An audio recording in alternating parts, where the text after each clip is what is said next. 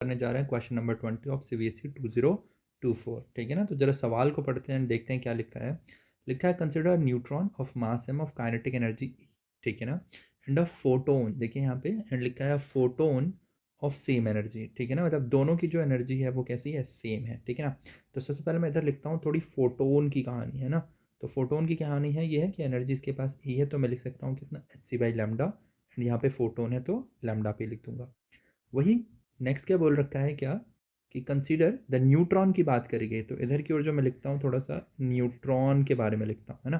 तो न्यूट्रॉन के पास भी एनर्जी कितनी है, ई है। ठीक है ना, तो इसका तो हम लिख सकते हैं mv² करके। ठीक है बच्चों, अब हम इसको ऐसे करके यू लिख रहे हैं। ठीक है, अब देखना हमें क्या करना है, हमसे जो पूछ रहा है सवाल में कि if lambda N and lambda P the de Broglie wavelength of neutron and wavelength of photon respectively, then obtain the expression for lambda N upon lambda P. तो एक काम करते हैं, सबसे पहले लैम्डा पी निकालते हैं।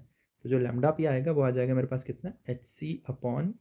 ठीक है ना, तो ये आ गया मेरे पास लैम्डा पी। अब बात करते हैं हम लैम्डा एन निकालते हैं। ठीक है ना, तो लैम्डा एन के बारे में बोल रखा है ये डी ब्रॉगली वेवलेंथ है। क्या है बच्चों, ये डी ब्रॉगली वेवलेंथ। ठीक है, तो डी ब्रॉगली वेवलेंथ की बात करते हैं, तो उसका जो फॉर्मूला होता है वो होता है h/p होता है। ठीक है ना, p मतलब मोमेंटम, और मोमेंटम किसका लिया जाएगा, आपका न्यूट्रॉन का। ठीक है, अब आपको ये भी फॉर्मूला पता होगा कि जो काइनेटिक एनर्जी होती है उसका फॉर्मूला होता है कितना, p²/2m। ठीक है, अब इन्होंने काइनेटिक एनर्जी कितनी दे रखी है, E।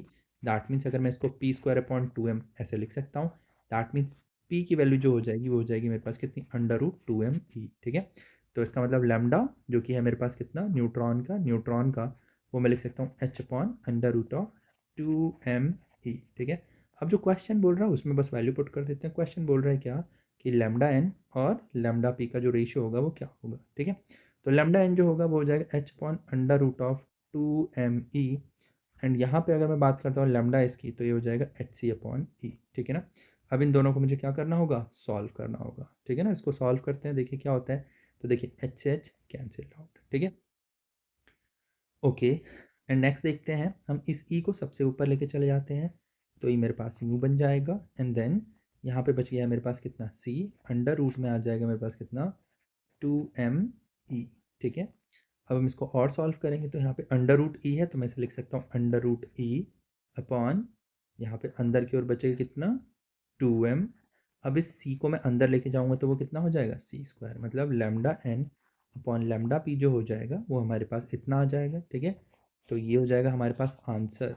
ठीक है बच्चों, थैंक यू।